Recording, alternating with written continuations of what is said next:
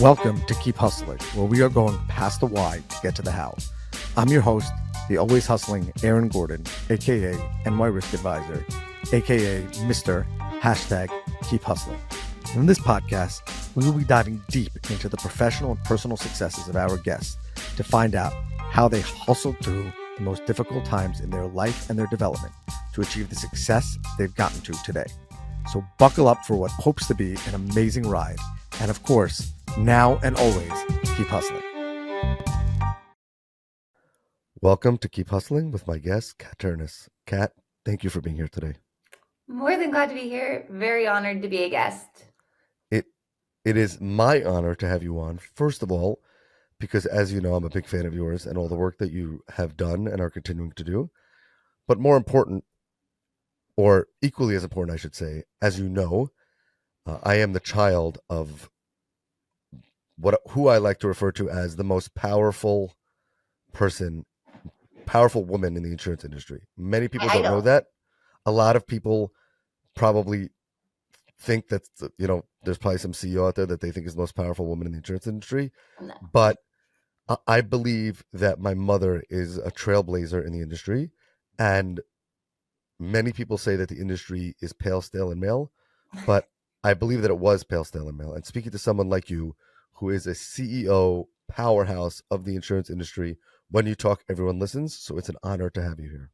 Well, thank you, friend. Your mother, our relationship is one that I'm very grateful for, but the icon and like the emblem that your mother is, that she has been, am I allowed to say about it? Is that You can say it. Podcast allowable?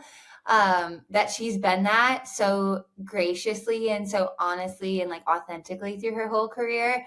She is a legend. So every so often I end up one way or another, like backed into a corner on a decision. And growing up Catholic, I had the little, like, what would Jesus do bracelets. And now I'm like, what would Goldie do? It's like my new little mantra.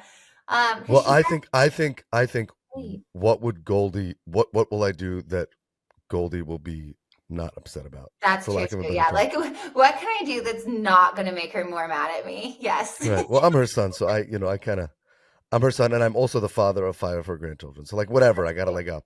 And all girls, right? No, I have one son. Hey. Okay. All right. I my number, the cream in the Oreo, the peanut butter and jelly in the sandwich is my son.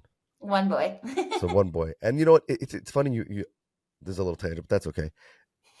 I think that he's content being the only boy. I actually have a theory that my wife and I go back and forth on. That is, so he's 7, and my youngest is about 9 months old. Now she's 10 months old.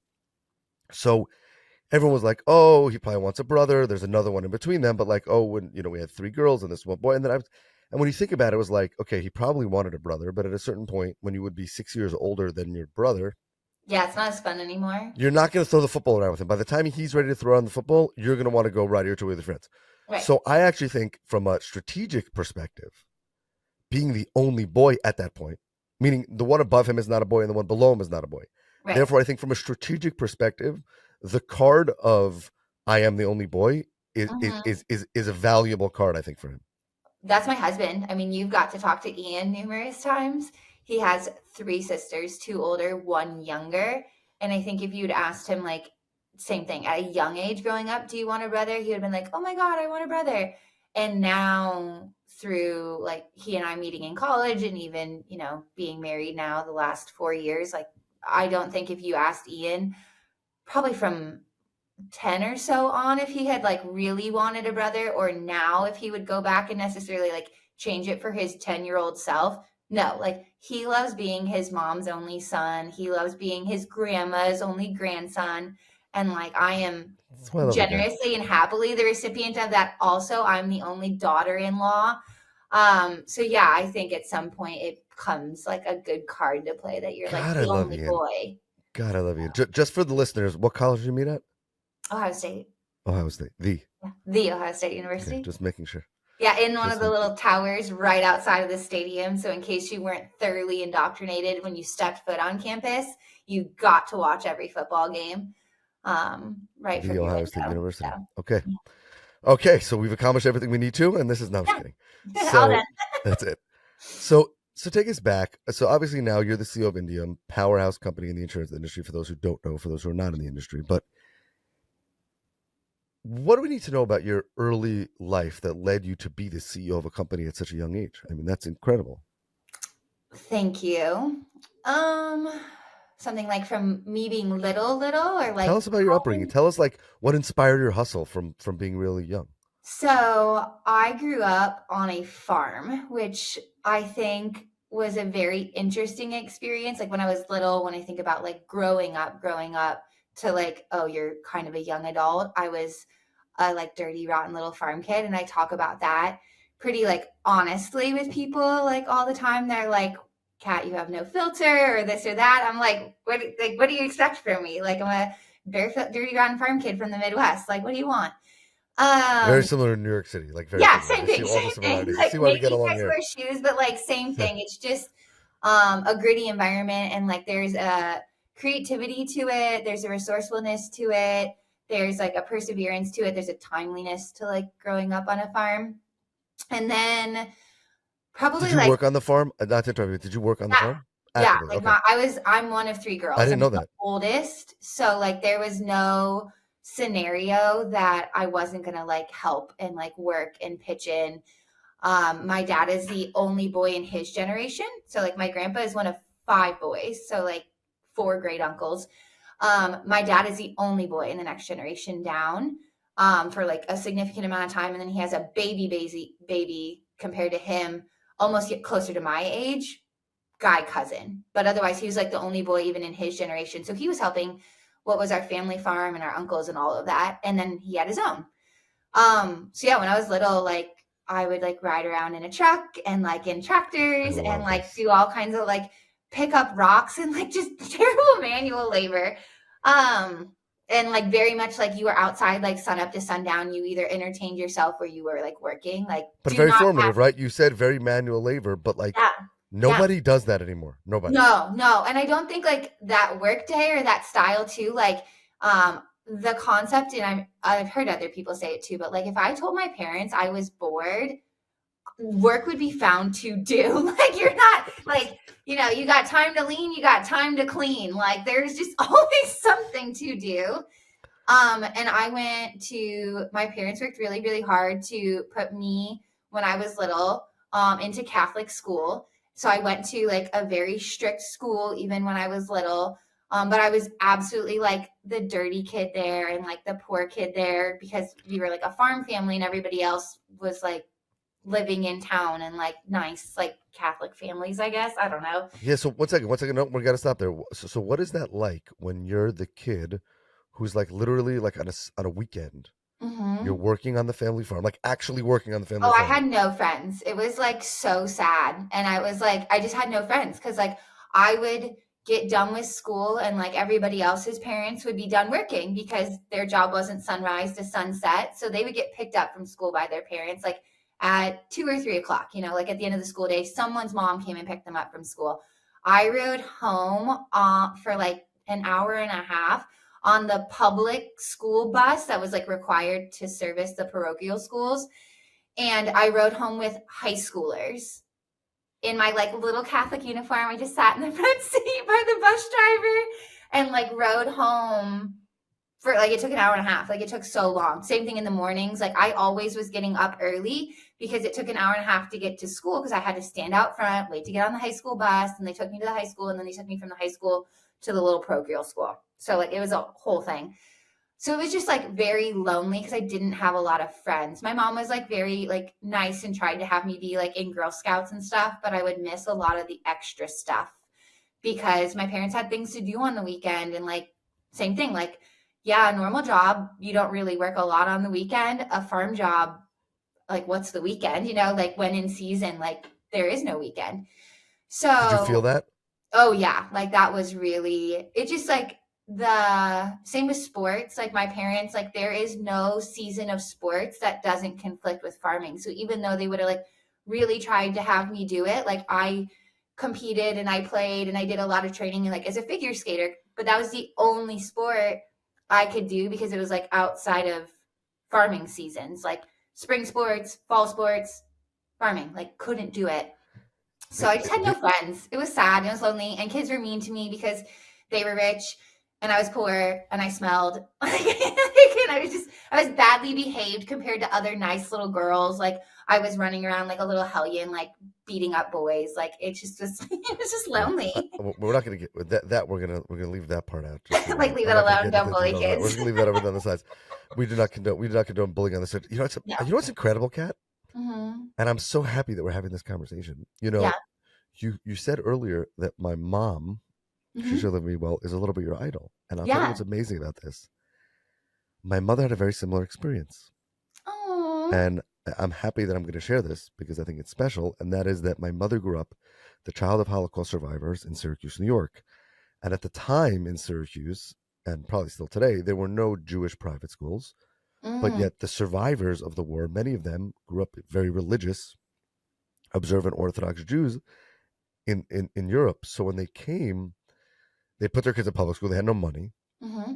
My grandparents were working in a factory, Mm. and my mother was in the Syracuse public school. And what's interesting about that is that she and the rest of the community of children of survivors, my mother actually was born in Europe and in a displaced persons camp and came to America after that. But that generation of kids, they were real outcasts because the football games were on the Sabbath, the Oh. dances were on the Sabbath. Mm-hmm. So she grew up Mm-hmm. that they went to the school, similar to what you're describing, Yeah. and her parents worked in a factory. So forget about money. Money wasn't a thing. Right. But Right. and the interesting thing about it is fast forward to my life. Mm-hmm. When my mother met my father, he should rest in peace, they had a conversation. My father was not religious at all or affiliated at all with Judaism at the time. And she said, if we have kids, they're going to go to a Jewish private school in New York. It doesn't necessarily have to be an Orthodox religious school, Mm-hmm. but I will not put my kids in a position where they're the outcast by default. Mm-hmm. You can make yourself the outcast. You can have, Yeah. you can do, you know what I'm saying? But Goldie Gordon and Kat, Mm-hmm. obviously, I don't think that it was your parents' intention. You know what I'm saying? Like No, no, they everyone has were the best trying to intentions, teach but me like we're the best forced to education be an they could. outcast from a young age. Yeah. And I'm just thinking about the success and the grit and the hustle that you have in common. You're Well, and I'm extremely young sure industry CEO. So yeah, so go ahead. probably like same for your mother, like about your grandparents. I imagine she has like so much respect for them and saw them in a totally different light than like what everyone around her saw them in. Cause like that was my thing. Like I'm the first generation to graduate from college, but I'll be the first person also to like tell you that my dad is a lot smarter than I am. He just didn't have the opportunity with what he was doing in life to go to college and like get a degree. But everybody like growing up thought that he was just like dumb or like until they met him, like didn't think anything of him or like, oh, you're just a farm kid. And I'm like, no, like my dad's really smart. Like he to this day, like I said, is incredibly smart. And I go to him for different advice on things all the time. And like that, I God, think I would have loved to respect. have been at PTA. God, I would have loved to have been at Oh my PTA when God. your That parents was went the to a one thing my Catholic parents did a school. really good job, and I'm so grateful for it. Being a little bit like not bad, but like misbehaved because I was the oldest and not around other little kids and didn't go to preschool. So like just general behavior was questionable. Like it's still kind of questionable, I What do you guess. mean? We throw rocks. No, What I'm do you mean, yeah, teacher? I it's throw fine. rocks. Like my parents made a lot of time to go to parent teacher conferences. They took them so seriously, and I'm really grateful. And by the time, I think that was the other thing that even looking at me compared to my sisters, my one sister's 3 years younger, my baby sister's 6 years younger. Um, they by the time they were a little bit older, my dad had interacted with a really large land development company and had sold our family farm into an incredibly large farm. He had helped with like all the like conservation, the water, the city and urban planning for the like family farm into this like huge development that it is now. Like there's where he used to farm, there's a Walmart, there's a Cleveland Clinic, like there's thousands and thousands of homes, and like he helped plan this in phases and like do all kinds of like incredibly intelligent work. And he still has for like I think family legacy, and because it matters a lot to him and because it matters to him it obviously matters to me too. We still have like a family farm now that's like way out in rural Illinois, But God, I I want to go saw there. people God, I treat want to us go a there. lot differently too. Because it went from being like, oh, like poor kids at a Catholic school and just farm parents to like, oh, wow, like she is like her dad is really smart. And then like we ended up with money and like the way that people's behavior changed. And I saw it in like parents too. Like I was right at the right age to know that like some moms weren't nice to me. Like some moms would never volunteer to drive me from school to Girl Scouts right after school. And other moms were like, oh, get in the car. Come on. You like can ride with us. You know, like I watched that change of like whose parents acted differently, what girls acted differently, you name it. And then I went to public school once I was in high school. And then it was like just totally different. Like some of the clickiness wasn't there. Some of the clickiness was there. There were people that already knew about it before I like went to public school and stuff like that. So I think that like I guess growing up is a lot of it. It was like starting resourceful like was a good portion of it, but I think the like me holding a lot of people at arm's length and not being the most trusting, but then once I do trust somebody, being like very protective, like these are my people, like you and I have that like friend relationship, you know, like I do anything for you and our like group text of people that we interact with. Like I think that like protective nature comes from like seeing like both sides of like I want to say like humanity and like human interaction kind of young, you know? It's yeah, I mean that's fascinating because one of the things that when we met the first time that I was taken by is that there some people and I'm not talking about being opinionated, but there's a certain intellectual deep read of people off the bat, and I assume sometimes it's wrong, but that Yeah, happens with yeah. everybody.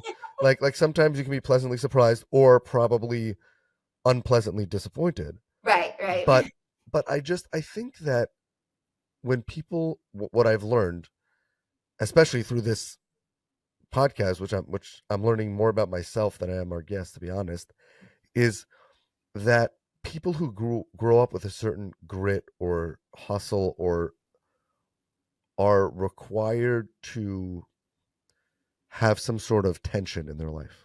Mm-hmm. Very often, uh, it's interesting because everyone that I've asked this, and I think you're hinting at the same thing. Your parents didn't intend to make you tougher. That was No, just no. that was just you had the farm, you grew up on the farm, and this was the school they were sending you to. But what's interesting is that it enabled you now Mm-hmm. to be a much stronger, tougher person. Which when we talk about the whole idea of this is keep hustling, is stay at it, is find your is get past your why to the how and actually push through. Those small things probably had a huge impact on you. Yeah, absolutely. And I think like the idea of like keep hustling is very interesting and you keep using the word grit, which is how I think about hustling. So early in my career when I like came into a sales org and insure tech, one of the things I was like helping my boss do because like I wanted like promoted and I wanted his job was like recruiting fellow like future me's. And he and I like had a really difficult time sometimes like figuring out like what makes a good salesperson, like what makes somebody gritty because we would ask them like talk to me about something that was challenging in your life and like how did you overcome it, and the idea of like keep hustling was the gap between like perseverance and grit. Like grit is the willingness to go through that again. And like I didn't grow up thinking that my life was bad. Like I remember being sad that people were like bullying me or that I couldn't do things that like some normal kids did. But I didn't like I wasn't actually sad, you know, like I wasn't a depressed little kid. I was like playing in the mud all day. Like I generally speaking was probably pretty happy and like just considerably more feral than I am today, I guess. But like it wasn't sad, you know. And like I would go do it all over again and I wouldn't intentionally maybe put somebody else through it, but like to me, like grit is the keep hustling version of perseverance. Like perseverance is you went through it once and you would never want to go back through it. Like those are people that like come through really challenging things and they're like, I learned my lesson the first time. There's not developmental value to me to keep doing this. Grit is like firefighters and policemen and like people that like keep stepping into challenging environments. They keep hustling like over and over and over and over again. And that's what we had to assess in salespeople. Like salespeople get told time and time and time again to like kick rocks, go away. Like, I don't want to talk to you. How'd you get my number? Stop calling me. And it takes a gritty person, not just somebody who has like initial perseverance. Those people are still like incredible and strong. Not somebody just like though with that perseverance. It takes like a truly like gritty person who's gonna keep hustling, gonna get back into it. The next call, the next meeting, the next day, the next week, month, year, you name it, you know? So 100%. And I think that I think if you would actually sit down a parent and you mhm. would say, do you want your child to have manageable challenges? Mhm. Manageable challenges. Not no child should go through real, those extreme Right, tragic things that really require more than hustle, that require right, right. superhuman strength. But aside from those things, I think that the average parent would say, the average educator, the average mentor would say, like, yeah, if it's always easy, then when the the ability to look back and say, this is not the worst thing that's happened to me or the biggest challenge is something that you can't predict as Right, you're going through your career or right. raising or being raised. That was weird that I said it that way. Like, I guess the Brought cattle up, analogy being is brought whatever. up. You know what I mean? Is like, but I think that there's something there to the fact that like, if a parent should know that their kid is safe, Mhm. they would kind of want them to fall down off the bike. You know what I'm saying? Oh, yeah, yeah. I So mean, I that then they agree have to get back up. Like no parent wants 100%. their kid to pick up the two-wheeler right off the bat. It's Right. being able to get to it. You probably like you're like, what's a two-wheeler? I walked So I with was bales a of hay very and ornery I little I I child. rode horses. No, I mean, I eventually got a pony, which was really great. But I also had to scoop its poop and go out like in freezing cold weather in like northern Ohio and like chop up all of its ice before I went to school every morning so my pony had water. Like I have this vision of it's like your parents rolling up to PTA like the Beverly Hillbillies, like in they're a not no, they tractor. weren't that bad. My I dad know, but like like I just it's yeah, I'm but so bad. I'm so the guy from New York. it wasn't Like that it's bad. so bad. It was It's still only so like bad. 20 minutes outside of Cleveland. We But like weren't I like see a you like minute rolling from up to the first day of civilization. school. I It was like see you like rolling up to the first day of school with like hay in your mouth or something like, what's no, up, no, y'all? it was not that bad. He like I remember like I literally still can like picture like the sports coat that he would wear and like cologne and his aftershave. Like I can like still like smell that. Like I imagine and like remember occasions he would get dressed up and he was always like really involved. Same thing like how we have like Big I and different state associations and stuff. He was like super like well thought of and like appreciated in his space and he was on a lot of like boards and advisory stuff too so like in his sphere of influence like people like hold him in super high regard and it was the same thing with my mom like people my mom managed a bunch of different restaurants over the years and then moved into an assisted living facility before like nutrition had really taken off the way it is now and like dietetics was like just diets like back in the 80s, like it was just different. But she like moved into that and same thing, like anyone who worked with my mom was like, she's awesome and like wonderful. It was just people that I don't know, like took preconceived opinions and like over applied them, like over painted 100%. it. And by the way, I don't. By the way, we don't have to dwell on this point, but I think that Right. it's worth mentioning that as a kid, you probably didn't realize the extreme or kind of later in life. You said you realized like, oh, that these people were exclusionary, things like that. Mm-hmm. It's incredible for me to think that your parents actually put themselves in that situation, Yeah. probably with more knowledge than you did, Oh yeah. I mean, which my is mom, incredible. 100%, she said that like at different times and stuff, especially now as like an adult talking to her about certain different things that like come up here and there, or like the one that's like really comical. My mom is so, despite being like in a very fortunate position now, like very, very modest about it.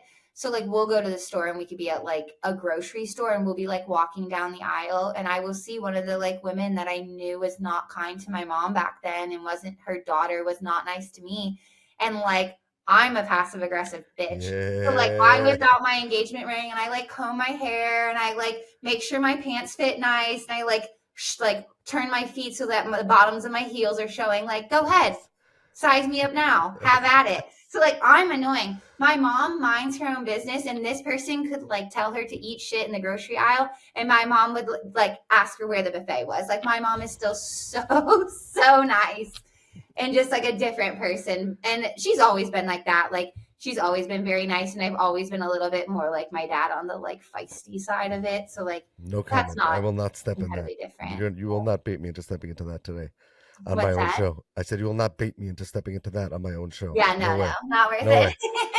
So I it. want to pivot to your professional career, which I know has been incredible. But the question Mm-hmm. about hustle is, take us back to the most pivotal moment in your career so far and where you were, what it was like, and how that inspired your Hmm. hustle to today. Um, so there's like little tiny things that I think add up to a greater sum. That like all the little things are like I don't know, 60% of it. But I think of this like one particular like 4-day window as like a very formidable like time and like kind of like singular event, and I'm like gonna like get sad. Um I was at the second insurtech that I was at. And I went to work for my boss, the guy that I had worked for before. I went to work for him a second time. The CEO, and he was like the head of sales there, actually head of revenue there. So he had me, he had RevOps, he had marketing, he had customer success under him at this new like startup. And we were doing pretty well. And we were supposed to be closing like our Series A shortly. So he comes back from lunch on Friday and is like, "Hey, do you want to go for a walk real quick outside? We're like downtown Columbus." And I was like, "Yeah." So we like go, we grab a coffee, we're like walking along the river in Columbus and just like talking about things. He's like, "Hey, like have a good weekend, have a lot of fun. We're probably closing our Series A this weekend. As soon as we do that, it's like wheels up. It's like time to get it together. Like keep hustling. We're going to have to recruit. Like I'm going to need your best. Like every single day for the next 6 months, like you're going to have to be on." So like whether it's you go out and party, whether it's that you sleep all weekend, like do whatever recharges you this weekend, because like come Monday, like we're going.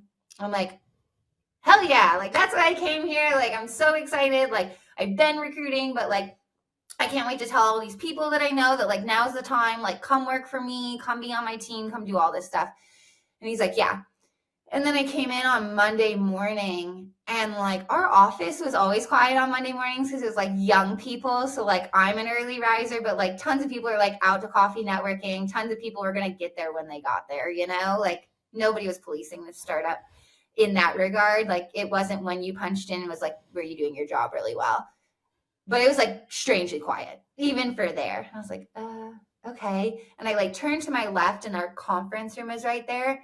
And every single member of the executive team is in there. I'm like, that's weird for a Monday morning. Like, guess we're getting our Series A. Like, I bet they're just finishing things up.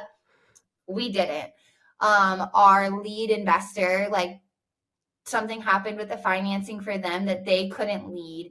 And then the second did not want to lead the round because it comes with a ton of fiduciary responsibilities. So the whole Series A crumbled. By noon, my boss was fired. The head of product was fired. More than half of the product team was gone. The RevOps team was gone. The CEO was a founder and had been let go, and the CTO was becoming the Holy CEO. moly. And I liked that company in InsurTech. It was well intended and it was really interesting work still to me. But like I had very much come to work with that boss again. And like I still had a ton to learn, in my opinion, at that time. And I still probably did, from that boss. So like he comes back into the little room that like all the sales team people were in, like everyone that reported to him, we were all in this like kind of like room share space. And he like comes in, and I know his demeanor after having worked with him for years and years. I'm like, what is wrong with him? And our desks are right next to each other. So I'm like tapping like under his monitor screen. I'm like, what are you doing? What are you like, what's going on? And he's like, come here. And I'm like, okay. And we like step out and we like go outside again, like less than like 4 days later, we're walking outside again. And he's like, we didn't get it. There's going to be a meeting in an hour that everybody's like coming to, and 75% of the company is like let go. You're the head of revenue and you have a meeting with the board tomorrow. And I'm like, I was about to cry. I was like, which of my friends is impacted? Like, how does this hurt? Like, what happens to our customers? Like, I don't know this board. Like, I've seen the board in and out of the office a few times, and I'm like, hi, I'm Kat. Like, Yeah. nothing formal ever. And these are like real VC investors. These are not just like a friendly neighborhood board. Like these are the big dogs here. Like this is an incredibly successful startup. And it was just like it was really, really sad because it also was like this moment that I knew I was never going to work with this person that I had held in such high regard again. Like at that point when he's being let go, I'm being elevated into his position. He's going to go have to take like a job because obviously this was like short notice pretty quickly. I'm going to have to stay to like make sure that things go well for customers and the team that is still there. All the people underneath me had like gotten fired, so I had to like take care of my humans too, like you name it. It was like this really, really sad moment that like this person who had been so impactful and so formatting in who I was as a young person and professionally, that like that was just like instantly the end. You know, like it's one thing when you outgrow somebody, but like it was Right. just like yanked, and then all these new things were like put in front of me, like you have to be good at these things immediately. And some of them I was like already ready and prepared for, and some of them it was an immediate learning curve in just a totally different world. Can you take us into the meeting the next day?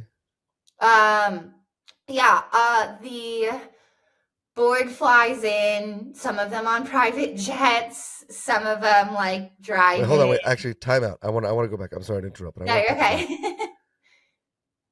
I want to know what happened when you got home that night.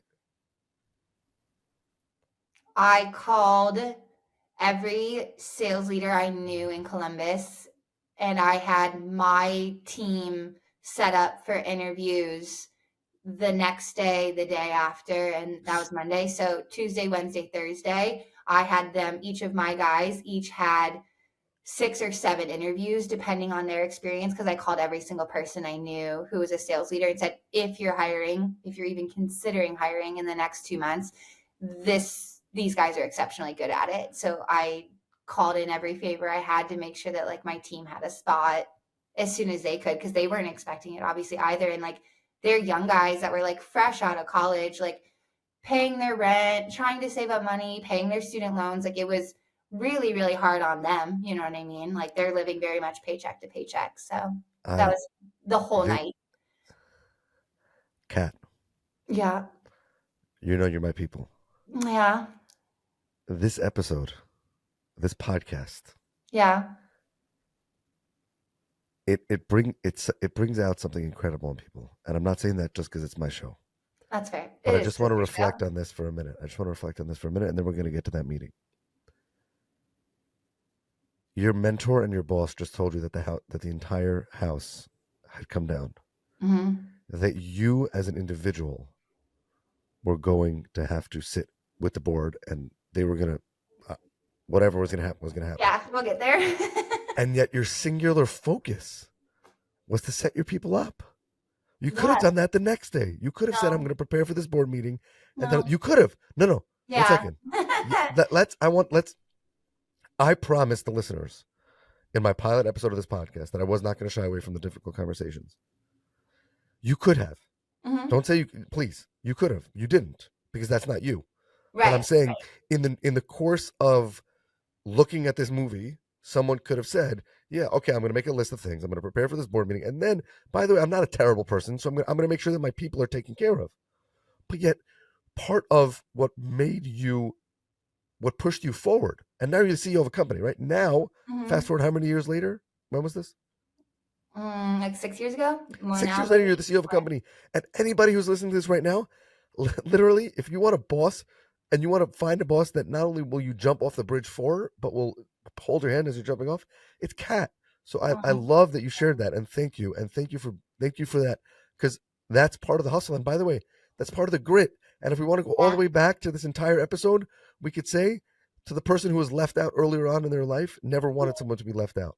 Yeah. I mean, to me, like there's a certain, and I've told everybody this as I've like recruited them on my teams and stuff over the years. Like I promise, like whether the day comes, because it's been startups, you know, that like we have to part ways through no fault of our own. Like you've worked your butt off, you've kept hustling every day, you've done right by everything you committed to doing, or because you're exceeding what your career here can give you. I'm in your court. And like my friend Caleb is a great example of that. He and I worked together at that first InsurTech.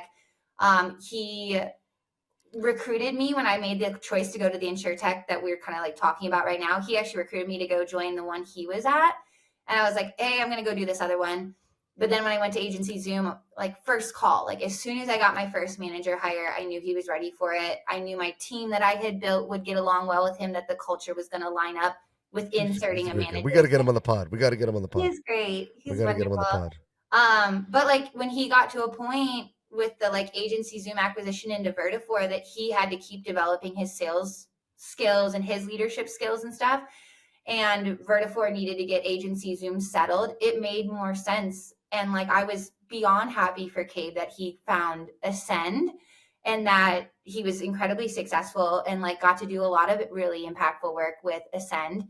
And then now Cade's back working for me again, and I'm more than happy to have him back. Andrew can find somebody else. But I'm like more than happy to have my friend back. And if the time comes again that like there's somewhere else that better suits his needs, like wholeheartedly, like he is a human being that has like a world to serve and impact and other people that matter to him too. And I'm not going to be, as a human, like friend, mentor, boss, you name it, like the impediment that keeps somebody from doing what they're meant to do, you know? I love that. So. Okay, now let's go back. Okay, back away from the mushy stuff.